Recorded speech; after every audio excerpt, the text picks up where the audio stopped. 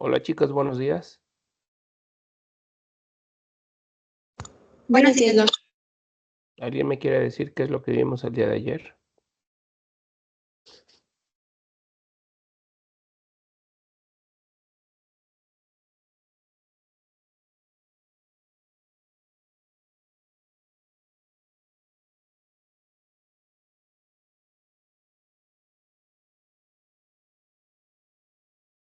Hola, hola. Háblenme acerca de lo que es la parte interna de lo que es la formación del tubo neural. ¿Qué forma? El sistema ventricular, Ok. ¿Cómo se forma? Cuéntame. pues el ventrículo 1 y 2 se van a comunicar con el tercero por medio del acueducto de Monro y del tercero al cuarto se va a comunicar por el acueducto de Silvio. Y pues también vamos a tener los conductos de Luschka y Magendie, que estos sirven para verter el líquido cefalorraquídeo a la región subdural. Pero si existen malformaciones aquí, por ejemplo, por una infección viral, es cuando vamos a tener obstrucciones y esta se va a manifestar como una hidrocefalia. Muy bien. Dimos unos ejemplos de patologías de obstrucción de este sistema ventricular. ¿Quién me quiere decir de una?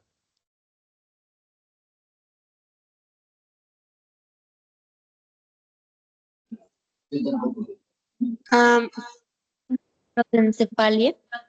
Lo de la holoprosencefalia, Ok. donde tenemos una holoprosencefalia lobar, donde hay un sistema ventricular único, la semilobar, donde no se forma la parte posterior, y la lobar, donde acá nos había dicho que hay una incomunicación del acueducto de Silvio, me parece.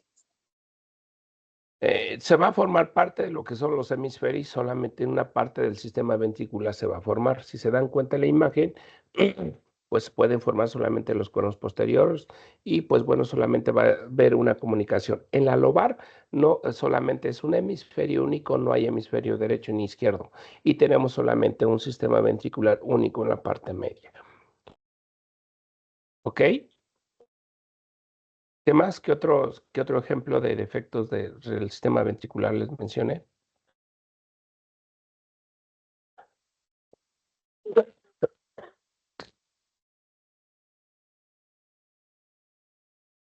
El síndrome de Dandy-Walker.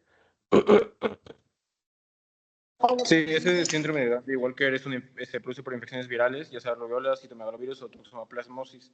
Va a formar alteraciones en el desarrollo de la línea media del embrión y puede formar quistes en el tercer ventrículo, así como puede formar una atresia, ya sea en los agujeros de Luschka o en el agujero de Magendie. Muy bien, ¿qué otro ejemplo les di?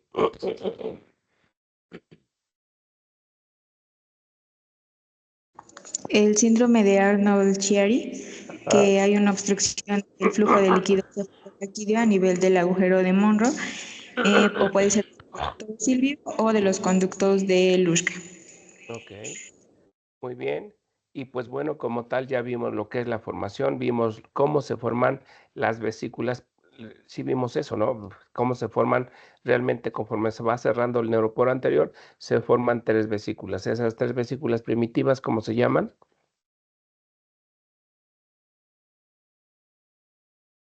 Prosencéfalo, mesencéfalo y rombencéfalo. Ok, ¿y qué pasa? ¿Qué pasa con esas vesículas posteriormente? Pues se convierten en vesículas cerebrales secundarias. El prosencéfalo pasa a ser telencéfalo y diencéfalo. El mesencéfalo se queda igual y después va a formar lo que son los tubérculos y los pedículos. Y el rombencéfalo después se divide en dos, que va a ser el metencéfalo y mielencéfalo. ¿Qué formaba? ¿Qué estructuras forman cada uno ya de una vez que ya se dividieron?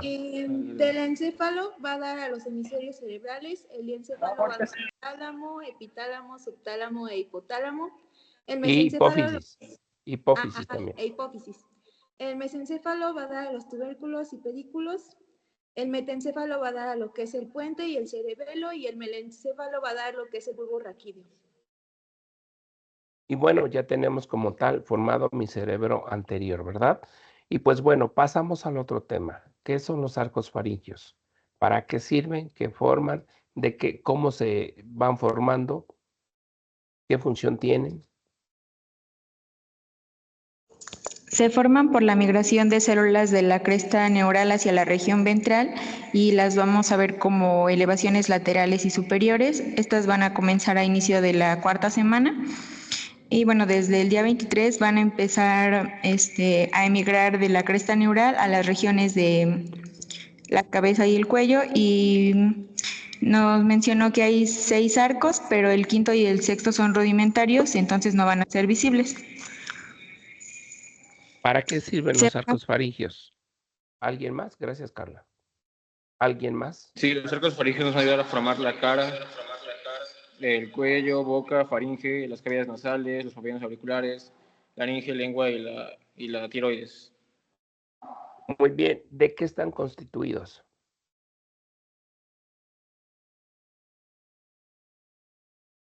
Externamente de células ectodérmicas, intermediamente de tejido mesenquimatoso y de manera interna de células endodérmicas. ¿Qué componentes tiene cada arco faríngeo?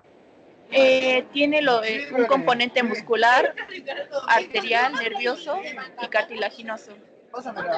Muy bien. Y empezamos a ver acerca de lo que es el primer par craneal. Vamos a hablar del componente muscular. ¿Qué componente muscular tiene? ¿Ahí nos quedamos? Pues vimos del primer arco faríngeo, del componente muscular, que van a estar los músculos de la masticación, que es el massetero, el temporal, pterigoideo interno y externo, el vientre anterior del músculo trigástrico y el músculo del martillo, miloioideo y periestafilino interno. ¿Y el vientre qué? Anterior del músculo digástrico.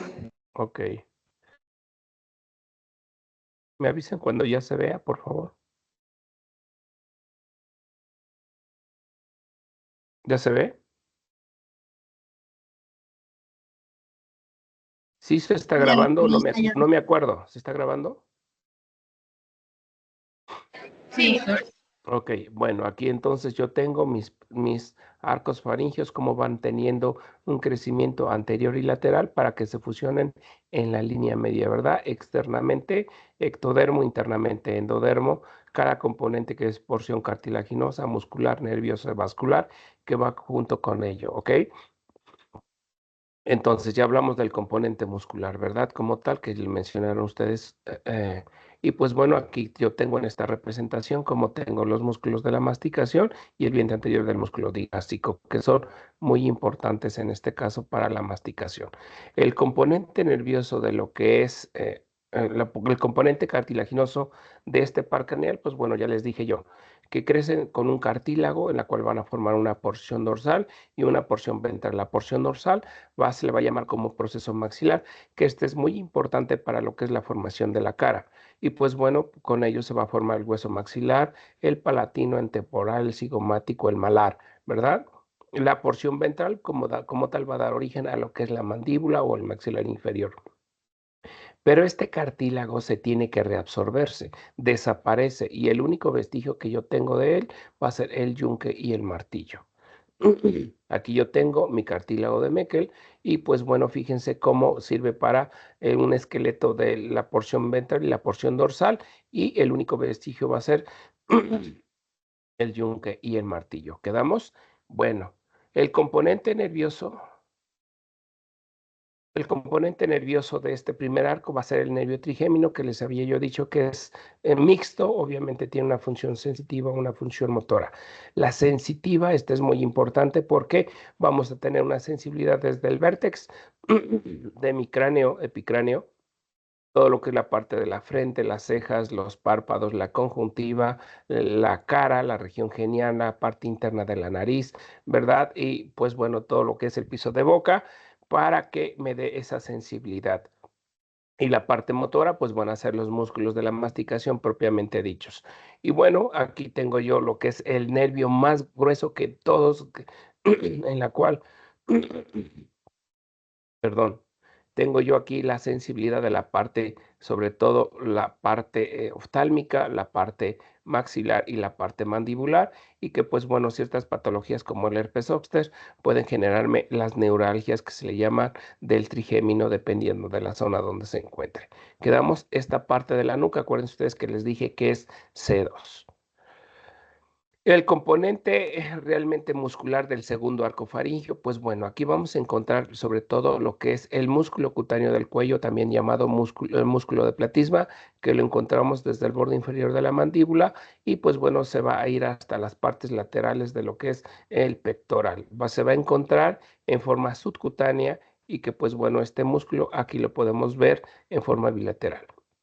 Los otros músculos que me va a formar, pues van a ser los músculos de la expresión de la cara, me va a formar la mayor parte de lo que son los músculos de la cara y pues bueno, en este caso, pues sabemos que va a estar inervado realmente por el nervio facial, que es el nervio también de la mímica, ¿ok?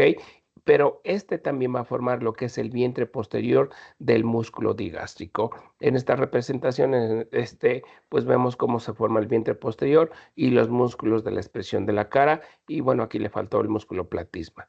¿Quedamos? Y bueno, como tal, vamos a tener el componente nervioso del segundo arco faríngeo, que va a ser el séptimo par craneal, que es el nervio facial.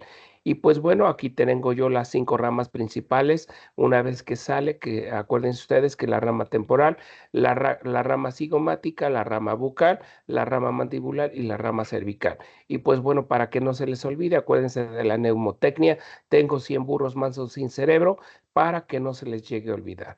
Quedamos, pero el séptimo par craneal no nada más lleva en este caso funciones de tipo motor autónomo, sino que también nosotros tenemos funciones de tipo parasimpático. Y pues bueno, dentro de estas tenemos que va a inervar parte de lo que es la glándula lagrimal. Vamos a inervar también la glándula sublingual y la glándula submaxilar.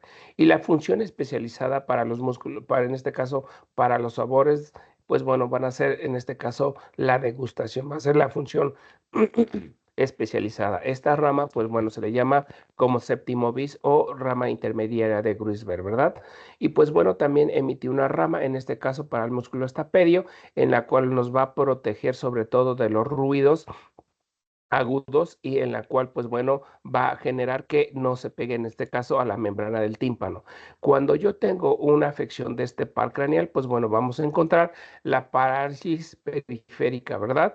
Si yo encuentro afectado lo que es la parte simpática, pues vamos a encontrar disminución de la secreción lagrimal, hiposcialorrea, que es disminución de la producción de saliva de la glándula submaxilar y submandibular, y también alteraciones de la degustación y que pues bueno, normalmente todos los sabores los vamos a probar salados o amargos, precisamente por eso.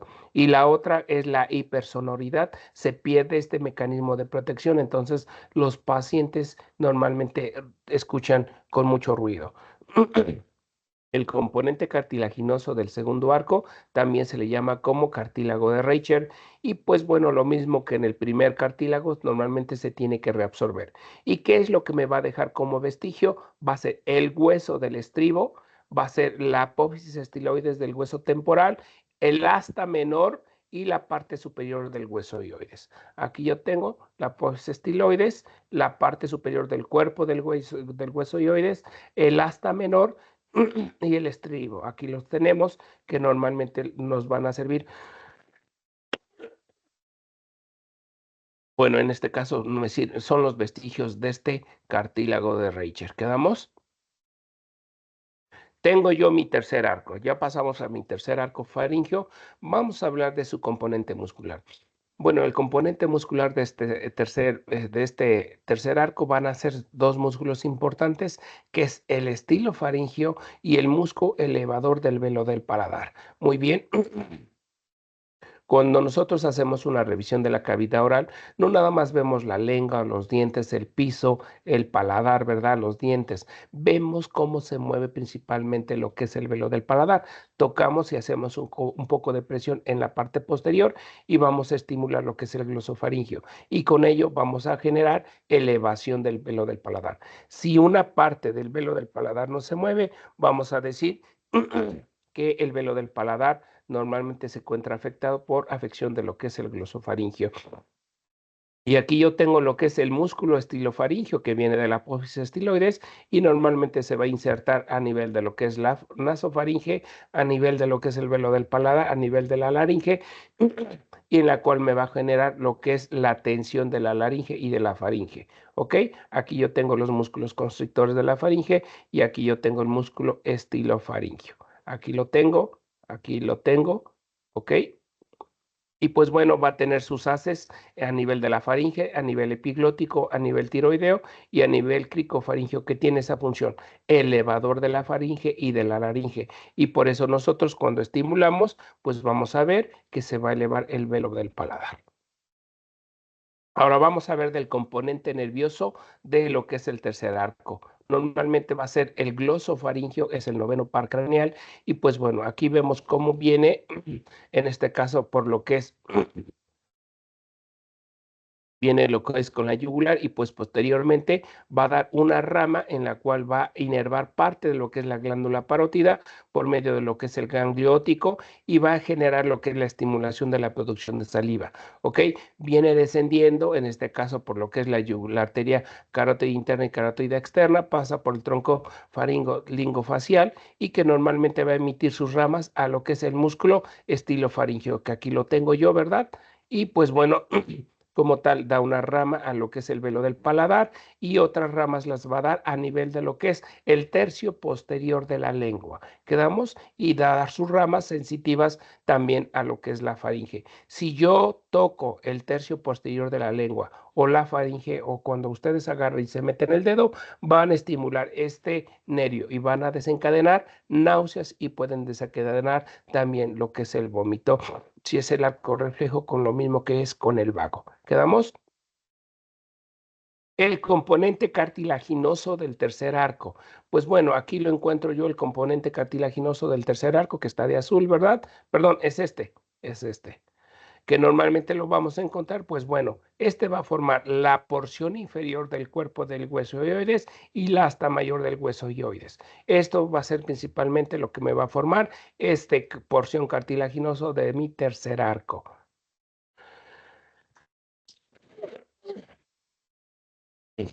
Perdón. Tengo aquí ya lo que es el cuarto arco faríngeo. Vamos a hablar de su componente muscular. ¿Cuáles van a ser? Van a ser sobre todo el músculo cricotiroideo. Aquí yo tengo el músculo cricotiroideo que lo encontramos en la parte anterolateral de lo que es la membrana cricotiroidea y que normalmente esto es muy importante para tensar las cuerdas bucales y pues bueno, va a ser muy importante para lo que es la fonación.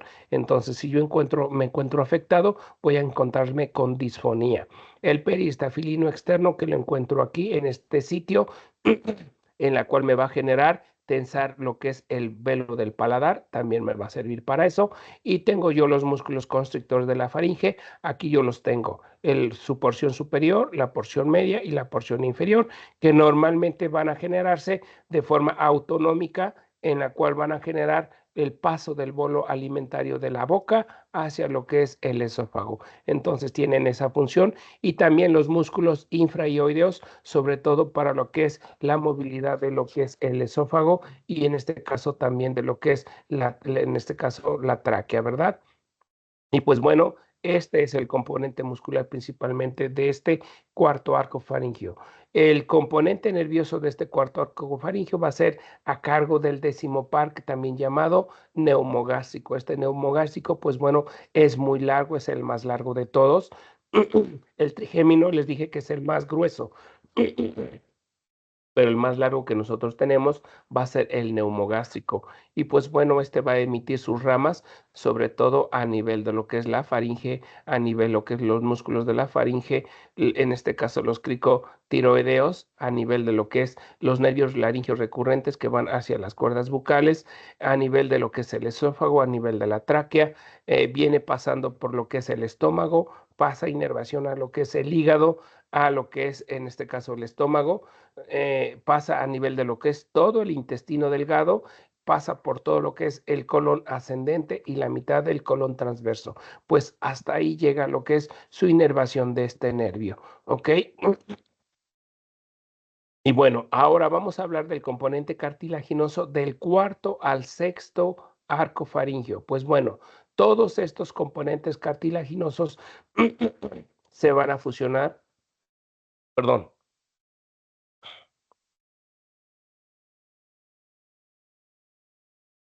al fusionarse van a formar todo lo que son los cartílagos de la laringe.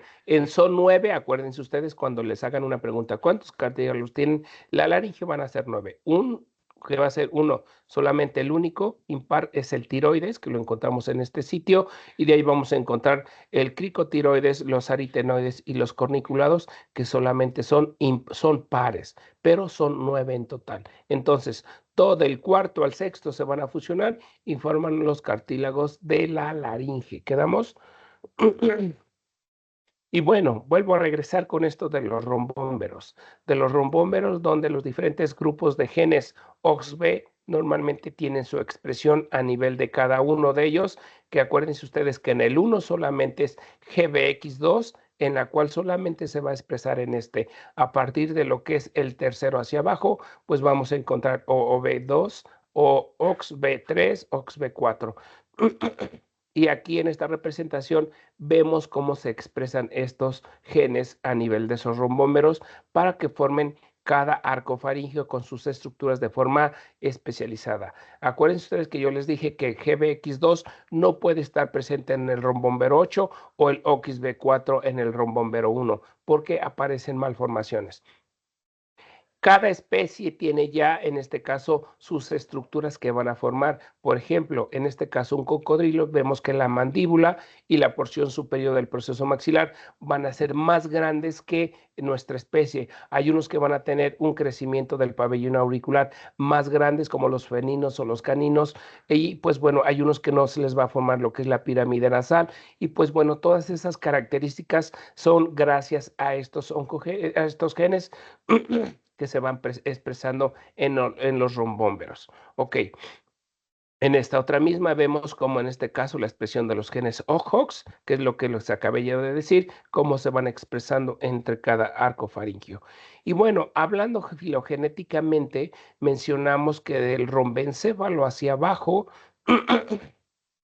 se le llama como sistema nervioso arcaico o primitivo. ¿Qué quiere decir? Que todas las especies lo tenemos. En estos rombómeros encontramos en este caso, las funciones de supervivencia, de respiración, de mantener la frecuencia cardíaca, de la tensión arterial, ¿verdad? Y pues bueno, todas estas funciones las tenemos acá. Pero aquí, ¿qué características tenemos? Que pues bueno, la sustancia gris se envuelve de sustancia blanca. Cuando a través de los años, estas neuronas llegan a especializarse, a desarrollar, a crecer, pues no pueden. ¿Por qué no pueden? Porque están envueltos de sustancia blanca y pues bueno, no pueden desarrollar. Entonces, ¿qué pasa?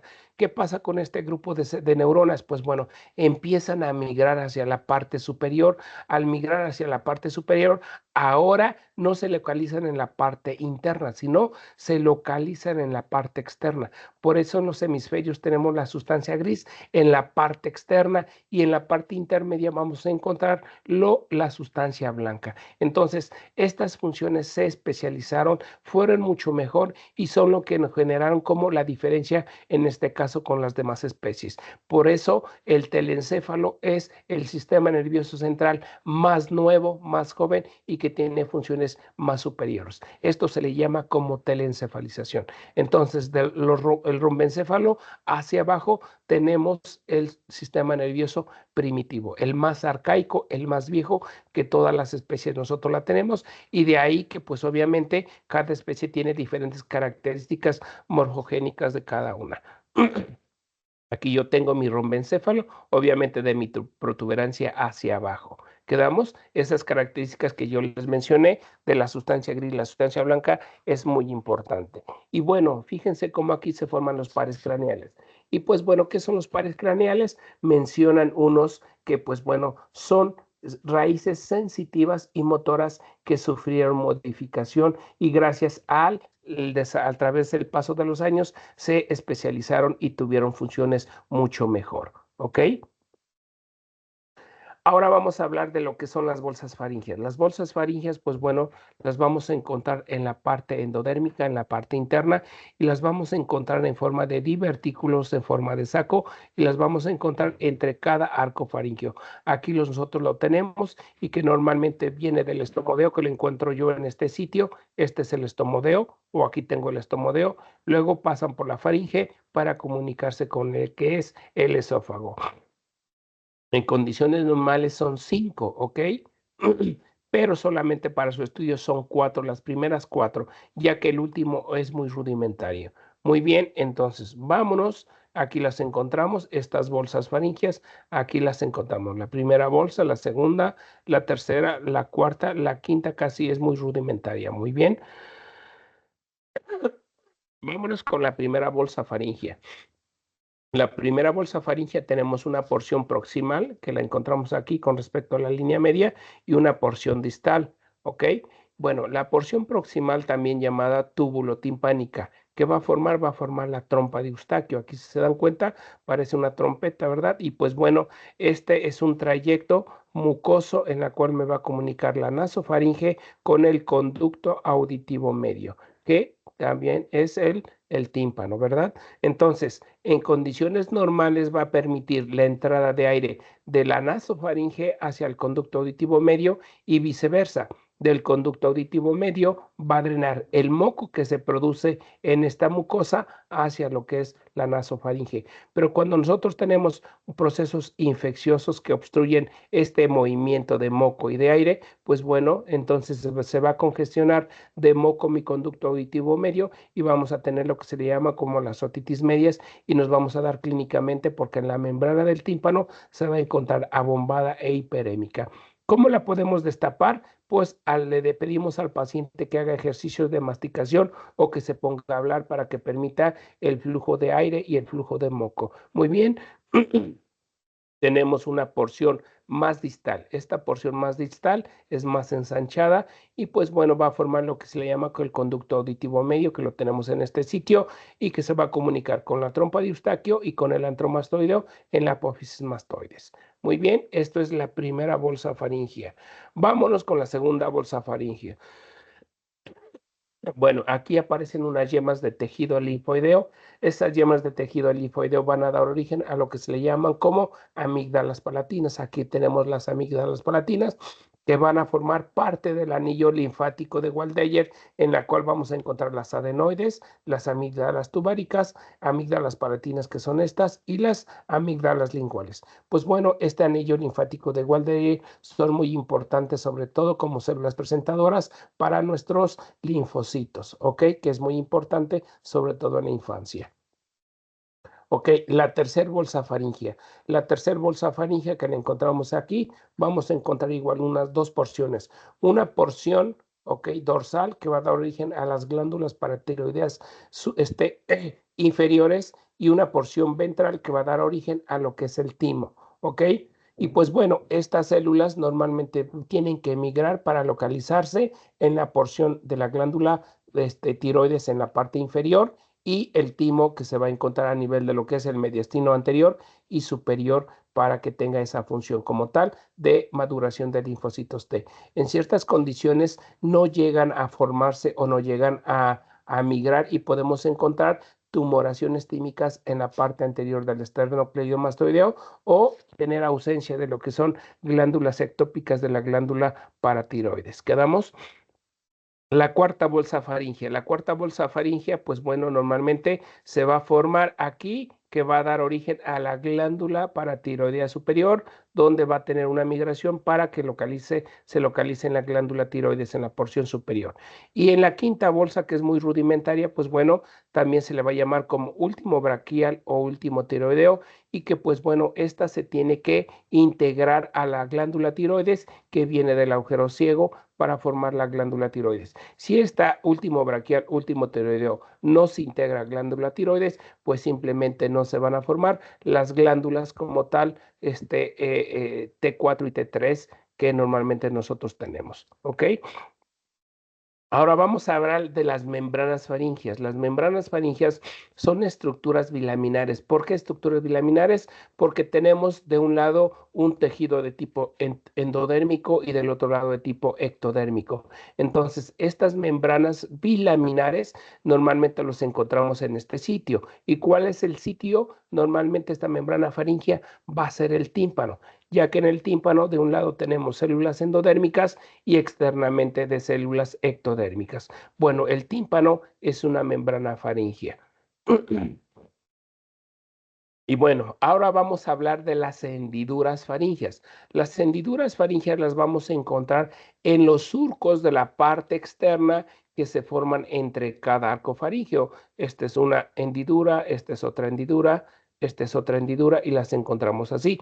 Estos son los primeros, son los arcos faringios. Estamos hablando como en el día 25, en el día 26, 27, ¿ok?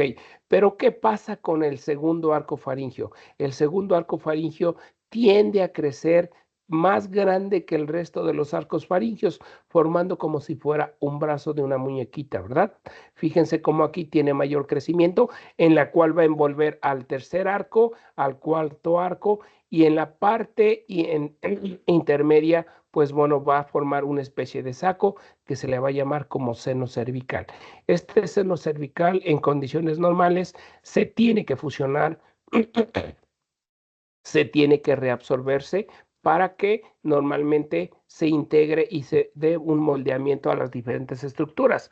Pero ojo, algunas veces este seno cervical no se oblitera y se queda como un seno. Esto va a dar origen a los quistes braquiales, que pueden comunicarse externamente y permitir la entrada de bacterias de la piel hacia seno, o que pueden comunicarse a la parte interna a nivel de la segunda bolsa faríngea y formar que se le llaman como fístulas braquiales internas, ¿ok? Entonces, este seno cervical se tiene que obliterar para que no genere este problema. Ahora, hablamos de la primera hendidura. La primera hendidura se forma entre el primer arco y el segundo arco. Aquí lo tenemos. Y esta hendidura que se forma va a formar lo que es el conducto auditivo externo. Aquí yo tengo entonces el conducto auditivo externo es el vestigio de mi hendidura, de mi primera hendidura, y que normalmente aquí vamos a encontrar inervado por el trigémino, vamos a encontrar inervado por el vago, que es el nervio de Arnold, y también en este caso por el séptimo par craneal para el músculo estapedio, en la cual va a generar que nos proteja sobre todo del ruido. Entonces, este conducto auditivo es lo que se forma de esta primera hendidura faríngea. Aquí yo lo tengo, mi primera hendidura que me forma mi conducto auditivo externo, ¿verdad? Aquí yo tengo el seno cervical y fíjense cómo aquí se obliteró, se reabsorbió, pero ya les dije que puede quedarse como un seno que forman los quistes braquiales o comunicarse al exterior para formar las fístulas braquiales externas o internamente y formar las fístulas braquiales internas, ¿ok? Y bueno, aquí yo tengo mi estomodeo. Aquí yo tengo mi estomodeo, que es la boca primitiva. Tengo yo mi primera bolsa faríngea, mi segunda bolsa faríngea, mi tercera bolsa faríngea, como la glándula paratiroides va a quedarse en este sitio y como el timo va a migrar, en este caso, al mediastino anterior y que, pues bueno, va a ser muy importante para lo que es la maduración de los linfocitos T. Las glándulas paratiroides, acuérdense ustedes que es muy importante para lo que es el metabolismo y la absorción de calcio y fijación a los huesos. Entonces, esto es muy importante. En la parte interna, aquí yo encuentro yo mi primer arco, mi segundo arco. Pues bueno, de estos arcos van a empezarse a formar parte de lo que es la lengua y que pues bueno, vamos a tener lo que es en este caso parte de lo que es la formación del agujero ciego, que pues, en este agujero ciego se van a formar unas células, unas yemas, que son las yemas tiroideas, en la cual van a migrar por este intestino en forma bilobulada para que se integren en el segundo y tercer anillo traqueal, en la cual se va a agregarse lo que es el cuerpo último braquial o último tiroideo para que se integre a las glándulas tiroides. ¿Ok?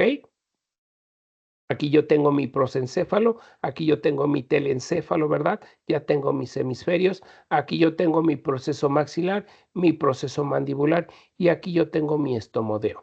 Y pues bueno, aquí en la parte lateral aparecen las placodas nasales. Aquí ya los estoy teniendo. Tengo mis placodas nasales, normalmente tienen la forma de una N, donde se le va a llamar proceso nasal externo y proceso nasal interno. Y pues bueno, estas placodas olfatorias, ¿por qué se les llaman placodas? Porque van a dar origen a estructuras nerviosas.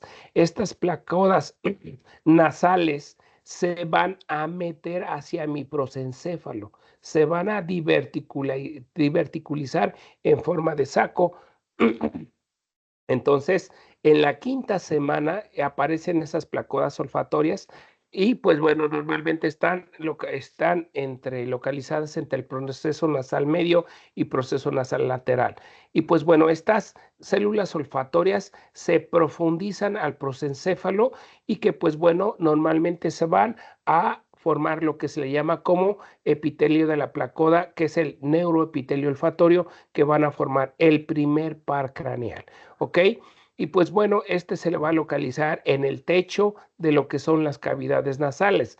En la parte posterior de la nariz, pues bueno, normalmente se va a meter hacia lo que es la nasofaringe y pues bueno, al inicio, conforme se va metiendo, aparece una membrana que es una membrana buconasal. Esa membrana buconasal se tiene que reabsorberse y pues bueno, esto es para lo que es el paso del aire de la nariz hacia lo que es la faringe. Esta es la membrana buconasal que en condiciones normales se tiene que reabsorberse para que permita el paso de aire. Aquí yo tengo mis placodas nasales. Fíjense cómo se diverticuliza. Aquí yo tengo, se va diverticulizando a mi prosencéfalo para, en este caso, en la parte del techo superior, formar lo que es el neuroepitelio olfatorio y hacia la parte posterior para que esta membrana bucofaringea se reabsorba. ¿Ok? Esta es la membrana bucofaringea que ya se va adelgazando, aquí ya se reabsorbió y aquí ya permite, ya está formado donde tenemos mis narinas, aquí yo tengo en este caso la parte interna de mis cavidades nasales y aquí ya la coana ya desapareció y permitamos nosotros la entrada del aire sin ningún problema. En ciertas condiciones patológicas esta membrana bucofaringea no se llega a permeabilizar y por eso cuando ustedes hacen su exploración en el recién nacido, tenemos que pasarle la sonda nasogástrica para ver si está permeable y tiene que ser en ambas narinas el paso de la sonda nasogástrica. Perdón. Aquí ya tengo yo mi nariz, ¿verdad? En la cual, pues bueno, tengo la narina, aquí yo tengo mis cornetes, aquí tengo mi neuroepitelio que va a formar en la parte superior del bulbo olfatorio y como permiten en este caso la entrada de lo que es el aire hacia mi nasofaringe, ¿verdad? Aquí yo tengo mi cavidad nasal por la parte posterior donde yo tengo aquí mis coanas y pues bueno, si se dan cuenta tengo yo mis cornetes superior, medio, inferior y pues bueno, normalmente tiene que estar abierto para que permita la entrada. En ciertas circunstancias, pues bueno, no se llegan a formar. Y pues bueno, las malformaciones de la holoprosencefalia también me van a generar malformaciones de lo que es la formación de la nariz, como en este caso la ciclopia. Fíjense cómo en este caso tengo en esta parte una prominencia nasal por arriba de lo que es la cavidad orbicular. La etmocefalia, que lo tengo aquí, la sebocefalia, que solamente tengo una narina, y pues bueno, algunas veces también se asocian con labio leporino. Estos son pacientes que tienen arritmia, pues obviamente no tienen la formación de las placodas nasales ni de la nariz. Este tipo de pacientes, pues bueno, respiran por la boca. Si no, pues bueno, se morirían pues, por asfixia. Entonces no tengo yo lo que son las pirámides nasales y además tienen hipertelorismo. Este pacientito tiene hipertelorismo y un síndrome muy característico en este caso, de atresia de las coanas o falta de perforación de la membrana bucofaringea, va a ser el síndrome de Charger. El síndrome de Charger está normalmente caracterizado por el coloboma en el iris. Se dan cuenta, este es un coloboma. Fíjense cómo aquí tiene coloboma, tiene defectos cardíacos, tiene atresias de las coanas.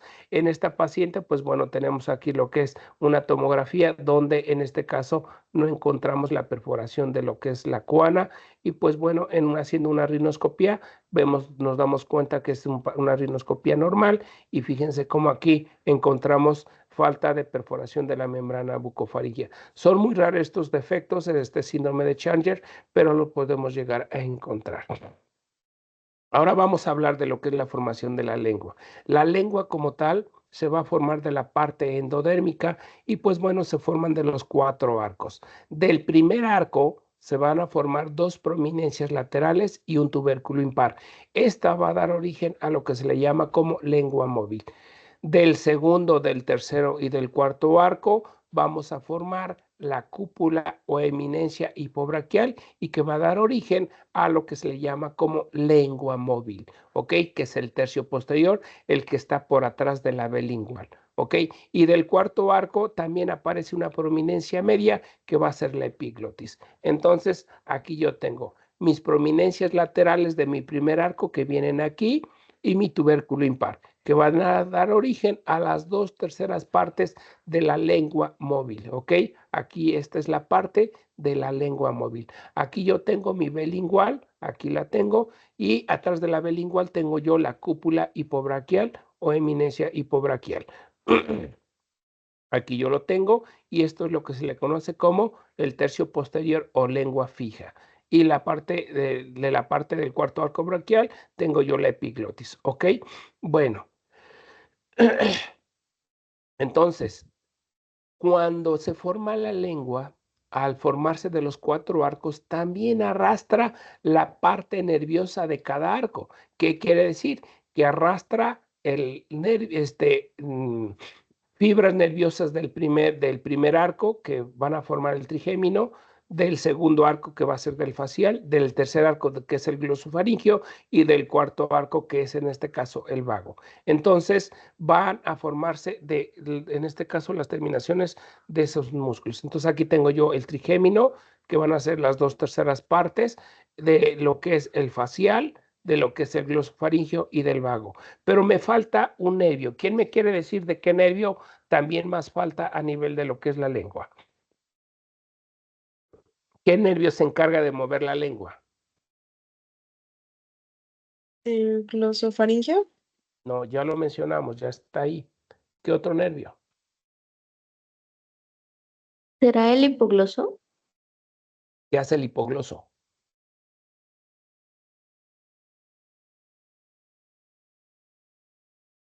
¿Qué hace el hipogloso? El hipogloso es el que se le encarga de la movilidad de la lengua, ¿ok? Entonces, cuando yo les pregunte cuántos pares craneales inervan la lengua, ustedes me van a decir 5.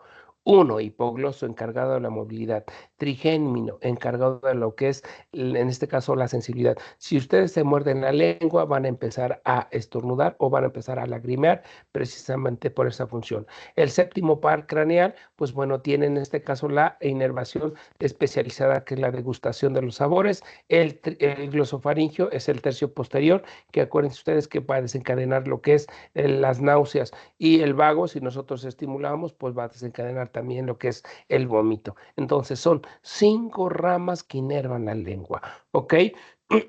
Y bueno, ahora voy a hablar aquí. Aquí yo tengo el tubérculo impar, que se encuentra aquí este sitio. Aquí yo tengo la B lingual, ¿verdad? Aquí yo lo tengo. Y aquí tengo yo la eminencia hipobraquial. Bueno, aquí en este sitio se le llama agujero ciego.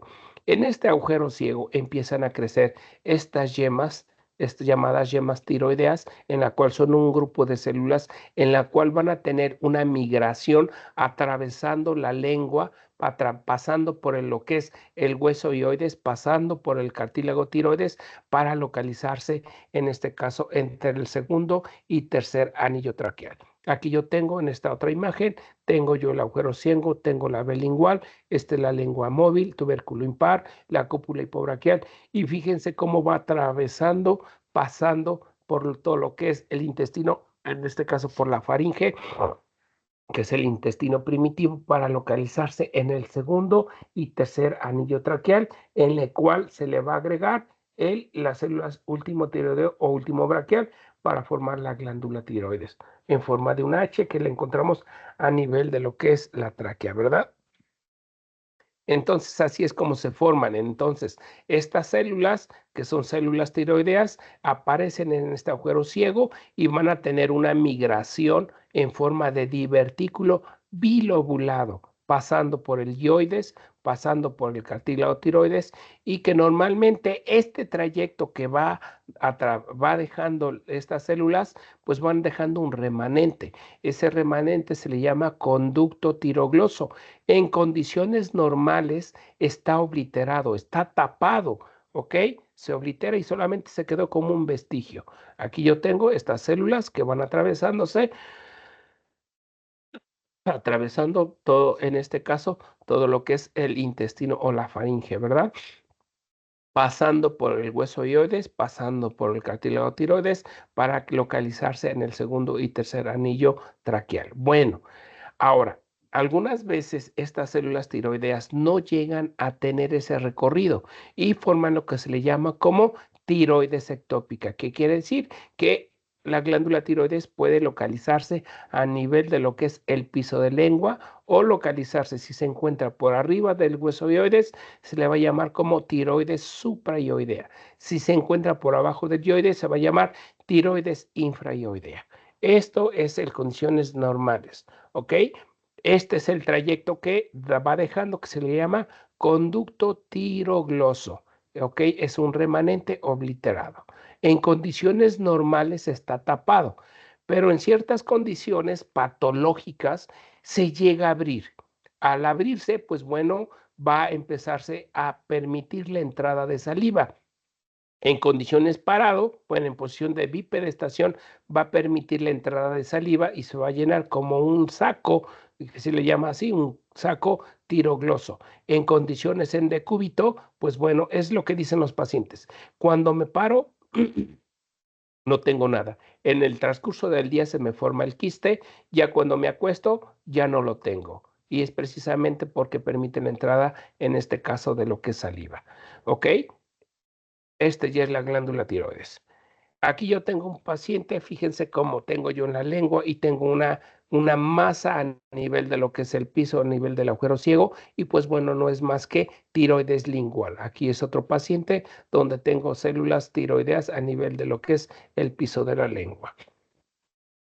Este es el agujero ciego y son los remanentes. Si este conducto tirogloso se llega a abrir, va a permitir la entrada de saliva y forman lo que se llaman como quistes tiroglosos. Ahora, cuando tenemos un quiste tirogloso, nosotros los cirujanos tenemos que llevarnos parte de lo que es el hueso hioides, del cuerpo del hueso hioides, y hacer una resección hasta nivel del agujero ciego y colocar un punto en este sitio para que se oblitere y se selle. Si normalmente los cirujanos nuevos normalmente quitan el quiste, se vuelve a hacer porque este remanente va a permitir nuevamente la entrada de saliva. Es lo que normalmente tenemos que hacer. ¿Ok?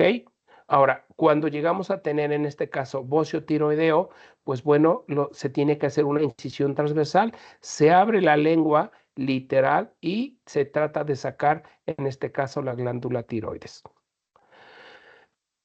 En esta otra imagen, fíjense cómo aquí yo tengo en este caso mis bolsas faringeas, aquí yo tengo, ya se está creciendo lo que es la lengua, aquí se está creciendo, este es el agujero ciego, fíjense cómo se va diverticulizando pasando por el hueso hioides para localizarse al segundo y tercer anillo traqueal. Son la migración de estas células normales de la glándula tiroides. Entonces, aquí yo tengo mi prominencia frontonasal, ¿verdad? Aquí yo tengo mi proceso maxilar, mi proceso mandibular que ya se fusionó uno con otro. Este es mi estomodeo. Aquí yo tengo mis placodas nasales, ¿ok? Que las tenemos en forma de una N. Ok, ahora vamos a hablar un poquito de anormalidades, en este caso, si no migran las células, si no se sellan completamente las hendiduras, y pues es lo que vamos a hablar nosotros. Ya les había yo hablado de una de ellas. Uno, la formación de lo que es, tenemos defectos laterales y defectos de línea media. Vamos a hablar un poquito de los defectos laterales. Bueno, podemos encontrar lo que se llaman como quistes braquiales. Los quistes braquiales es por falta de obliteración de lo que es el seno cervical, que pueden comunicarse externamente a la piel y formar lo que se le llama como fístula braquial externa, o comunicarse a la segunda bolsa faríngea y formar como fístulas braquiales internas. ¿Quedamos ahí? Pues bueno, normalmente estas fístulas, esta localización de estas fístulas las vamos a encontrar anterior al músculo esternocleidomastoideo. Aquí también vamos a encontrar localizadas a nivel por delante de lo que es el antro la presencia de fístulas preauriculares, que normalmente las vamos a encontrar en este sitio. Entonces, podemos encontrar vestigios braquiales que pueden ser cartílagos, que pueden ser huesos, que normalmente se encuentran por delante del músculo esternocleidomastoideo. Son vestigios de esos arcos faringios. Y aquí tenemos uno. Este es un paciente que tiene un cartílago, que es un vestigio braquial. Afortunadamente, con cirugía lo podemos quitar sin ningún problema. Este otro paciente tiene un quiste braquial. Fíjense cómo tiene una masa que la encontramos en este sitio. Y hay que ver si es fluctuante, es un quiste. Si es madura, puede ser un quiste cérvico-tímico que lo encontramos en este sitio. Este otro, fíjense cómo es una porción cartilaginosa, que es un vestigio braquial. Son los sitios de las fístulas braquiales. Es el sitio donde nacen normalmente las fístulas preauriculares. ¿Quedamos? Y en la línea media, pues bueno, tenemos lo que es el quiste tirogloso. Este quiste tirogloso es muy común entre la segunda y la tercera década de la vida. Es muy raro verlo, sobre todo en la vida infantil y en pacientes ancianos. Si se presenta en pacientes ancianos, pues pueden ser algún problema de tipo maligno. Este es el quiste tirogloso. Normalmente son superiores al cartílago tiroides. Fíjense cómo es superior al cartílago tiroides. El síndrome de Dior. Este síndrome de Dior obviamente es por falta de lo que es la formación de la tercera bolsa faríngea y que normalmente pueden ser ausencia de las glándulas paratiroideas inferiores y en este caso también falta de lo que es la formación del timo. Y pues bueno, vamos a encontrar alteraciones cromosómicas de lo que son los labios, de lo que son malformaciones cardiovasculares y pues bueno, la función de paratiroides que se pierde, en la cual vamos a encontrar un panhipotiroidismo y vamos a encontrar alteraciones de tipo inmunológica. Este tipo de pacientes normalmente van a tener mayor susceptibilidad a las infecciones, ya que pues bueno, vamos a encontrar una deficiencia inmunitaria debido a que los linfocitos T no se van a formar esos anticuerpos. Los pacientes pues bueno, vamos a encontrar anomalías de forma en la boca, que se le llama como boca de pescado, implantación baja de los pabellones auriculares, hipoplasia tiroidea, cardiopatías congénitas. Pues bueno, esto es lo que normalmente caracteriza al síndrome de Dior que está en este sitio. ¿Quedamos? Aquí vamos a encontrar la presencia de las fístulas preauriculares. ¿Qué son las fístulas preauriculares? No es más que tejido ectodérmico atrapado en tejido mesenquimatoso y tenemos varias formas de diferentes fístulas preauriculares. ¿Qué no son, chicos? Bueno, las vamos a dejar hasta acá y ya vamos a hablar el lunes de estas fístulas preauriculares. ¿Ok, chicos? Pónganse a estudiar, por favor, y nos vemos el día lunes. Hola, hola. Sí, doctor, muchas gracias. Buen día. Bye, bye. Gracias, doctor.